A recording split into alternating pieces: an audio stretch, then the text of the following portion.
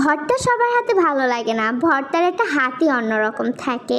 আলু ভর্তাটা কি পারফেক্টভাবে বানাতে চান? অবশ্যই সামান্য কিছু টিপস ফলো করলে এত লোভনীয় আলু ভর্তা আপনি এর আগে খেয়েছেন বলে মনে হয় না। যাদের হাতে খেয়েছেন অসম্ভব লোভনীয় ভর্তা, তাদের একটু সামান্য সিক্রেটটা জেনে নিন, তবে তা নিজেই প্রত্যেক দিন বা মাঝে মাঝে বানিয়ে খেতে পারবেন।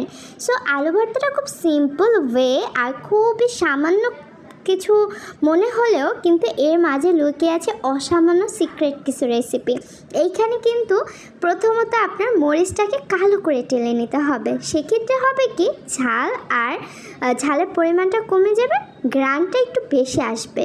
হ্যাঁ, মরিচের যে একটা ফ্লেভার থাকে, তার মাঝে না পেঁয়াজটাকে বেশি কুচি কুচি করবেন। তাহলে হবে কি, ভর্তার সাথে যখন পেঁয়াজটা আপনি মিক্সড করবেন তখন একদম মিহি হয়ে যাবে, আর ভিতরে যে পেঁয়াজের রসটা আছে এটা একটু